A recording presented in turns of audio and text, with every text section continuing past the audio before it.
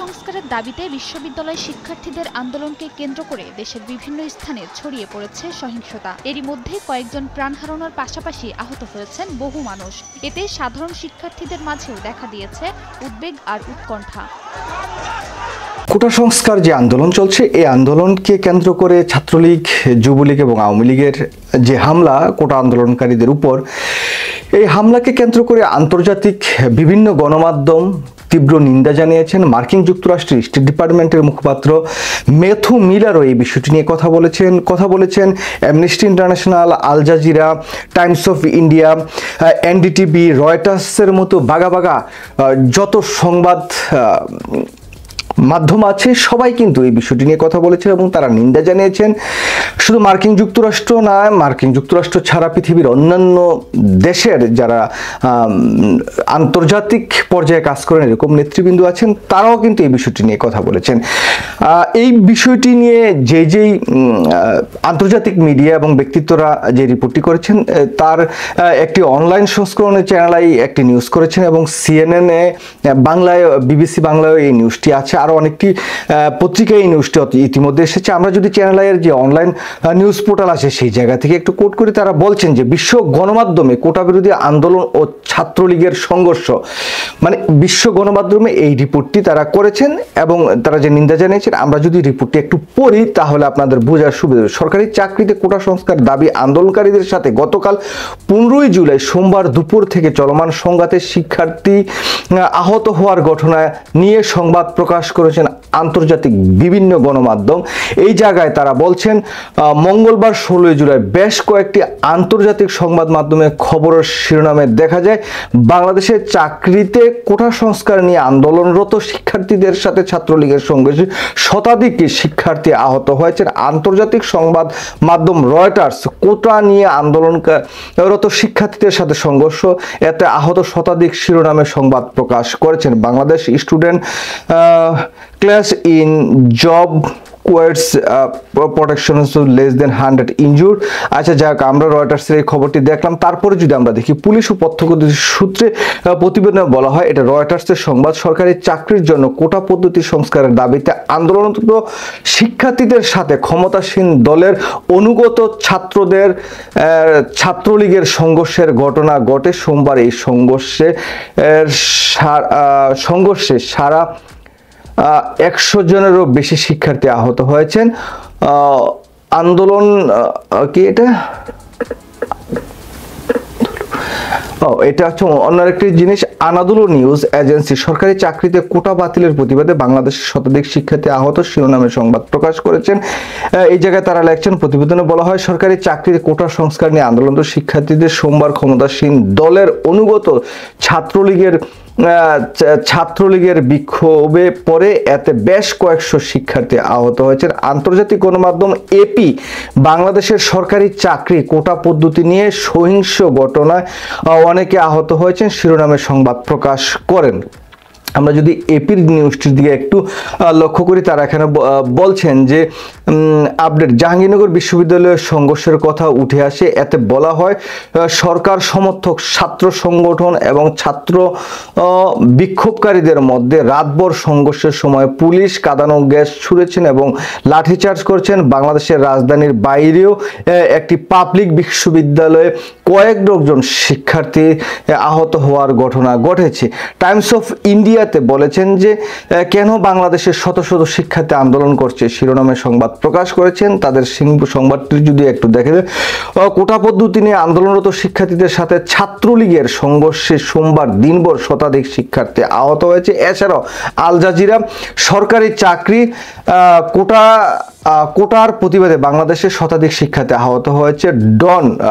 ইন্ডিয়ার ডন পত্রিকা এটা নিয়ে সংবাদ পড়েছেন, কোটা নিয়ে বাংলাদেশের ছাত্রদের সংঘর্ষ, আহত হয়েছেন 17 শিরোনামে সংবাদ প্রকাশ করেছেন। আপনারা দেখতে পাচ্ছেন যে আন্তর্জাতিক সকল মিডিয়াগুলো কিন্তু এই বিষয়টি নিয়ে মোটামুটি আকারে সংবাদ প্রকাশ করছে। আমরা আরও যদি একটু দেখি, মার্কিন যুক্তরাষ্ট্রের স্টেট ডিপার্টমেন্টের যে প্রেস ব্রিফিং, সেই জায়গায় ম্যাথু মিলার কি বলেছেন যে রাজনৈতিক সহিংসতাকে ঘৃণা করেন যুক্তরাষ্ট্র, ট্রাম্প গুলবিদ্ধ হওয়া নিয়েও হাসিনার সমালোচনা প্রসঙ্গে মিলার, মানে যে মার্কিন যুক্তরাষ্ট্রের সাবেক প্রেসিডেন্ট ডোনাল্ড ট্রাম্প যে গুলিবিদ্ধ হয়েছেন এবং বাংলাদেশের যে কোঠা সংস্কার আন্দোলন নিয়ে যে ছাত্রলীগ যুবলীগ যে হামলা, সে বিষয়টি নিয়ে তিনি কথা বলেছেন। এই জায়গায় তিনি বলছেন আমেরিকা নিজের গণতন্ত্র নিয়ে গর্ব করে, নিজেদেরকে খুব সভ্য দেশ মনে করে, সেখানে তার একজন অপোনেন্টকে এভাবে গুলি করাটা আমাদের প্রশ্ন। নির্বাচন প্রচারের মঞ্চে যুক্তরাষ্ট্রের সাবেক প্রেসিডেন্ট ডোনাল্ড ট্রাম্পের উপর হামলার ঘটনায় প্রধানমন্ত্রী শেখ হাসিনার এমন আলোচনা প্রসঙ্গে সোমবার স্টেট ডিপার্টমেন্ট ব্রিফিংয়ে যাই হোক এখানে বলছেন, আমি যদি একটু পড়ি, কী কারণে তিনি এমন মন্তব্য করলেন বলে তা আমি জানি না। প্রেসিডেন্ট বাইডেন এবং পররাষ্ট্রমন্ত্রী ব্লিংকেন তাদের বক্তব্য বিষয়টি নিয়ে স্পষ্ট কথা বলেছেন, মানে যে ডোনাল্ড ট্রাম্পের উপর যে গুলি হয়েছে সেটা নিয়ে বলেছেন। তারপরে বলেছেন, আমি এটা স্পষ্ট করে বলি যে কোনো ধরনের রাজনৈতিক সহিংসতাকে আমরা ঘৃণা করি, এই জাতীয় কর্মকাণ্ডের নিন্দা জানাই। এটি পুরোপুরি অগ্রহণযোগ্য।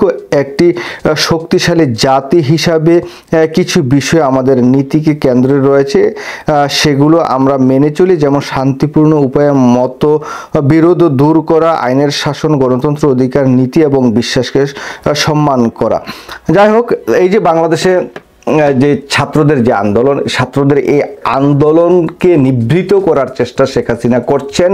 সেটা কিভাবে করছেন? পুলিশ বাহিনী দিয়ে, সেটা করছেন ছাত্রলীগ দিয়ে, যুবলীগ দিয়ে, আওয়ামী লীগ দিয়ে এবং হেলমেট বাহিনী দিয়ে।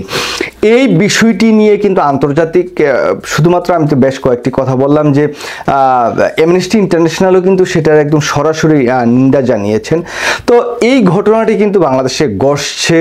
বাংলাদেশের যে বর্তমান ক্ষমতাসীনরা এই ছাত্রদের আন্দোলনকে কেন্দ্র করে আরও ব্যাপক একটা চাপে পড়ছেন, একটা প্রেশার আন্তর্জাতিক গণমাধ্যম থেকে যেমন আসছে, মার্কিন যুক্তরাষ্ট্রের স্টেট ডিপার্টমেন্ট থেকে আসছে, এটা অন্য অন্য জায়গা থেকেও ধীরে ধীরে আসবে। তবে এই যে ছাত্রদের উপর যে হামলা, এটা কিন্তু কেউই ঠিক ভালোভাবে গ্রহণ করেনি। অন্তত পক্ষে এই কোটা নিয়ে শেখ হাসিনার যে কথাবার্তা, যে মন্তব্য, তিনি যেভাবে তার যে বডি ল্যাঙ্গুয়েজ, সব কিছুই কিন্তু অগ্রহণযোগ্য।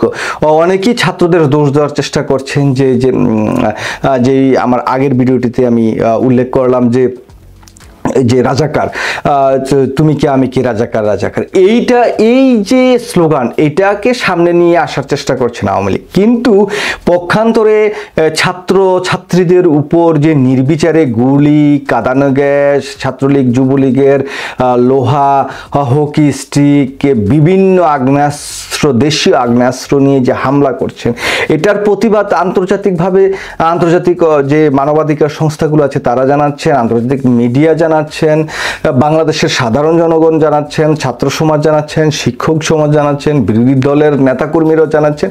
শুধুমাত্র আওয়ামী লীগ জাস্টিফাই করার চেষ্টা করেছেন একটা জায়গাকে কেন্দ্র করি, তুমি কি আমি কি, রাজাকার রাজাকার। তো রাজাকার শব্দটা তো শেখ হাসিনাই জয় বাংলা করে দিয়েছেন। কারণ শেখ হাসিনা যখন এখন আন্দোলনরত শিক্ষার্থীদের বলেন রাজাকারের বাচ্চা, তারপরে তো আর আসলে এই রাজাকার শব্দটি আর ঠিক সেভাবে তাৎপর্যপূর্ণ থাকে না বাংলাদেশের ইতিহাসে। একটি সময় হয়তোবা ছিল, স্বাধীনতার পরবর্তী সময় থেকে বিগত 50 বছর, যেটা নিয়ে আওয়ামী লীগ সারা জীবনভর ব্যবসা করে আসছেন। সেই ব্যবসার তো সবসময় একরকম চলে না, ব্যবসায় তো কোনো সময় মন্দা, কোনো সময় ভালো, কোনো সময় খারাপ যায়। তো এখন আসলে এই পচা মাল আর আসলে কিনতে চাচ্ছে না বাংলাদেশের জনগণ। তো এই যে আন্দোলনকে কেন্দ্র করে এখন আন্তর্জাতিক মিডিয়াগুলো এভাবে নিউজ করছেন, প্রতিনিয়ত যে সংবাদগুলো আসছে তাতে যে ছবি, যে ভিডিও আমরা দেখতে পাচ্ছি, সেই জায়গায় দেখছি যে ছাত্রলীগ যুবলীগ কিন্তু নির্বিচারে এই ছাত্রদের উপর, এই আন্দোলনকারীদের শিক্ষার্থীদের উপর হামলা করছেন। তো এগুলো আসলে কখনো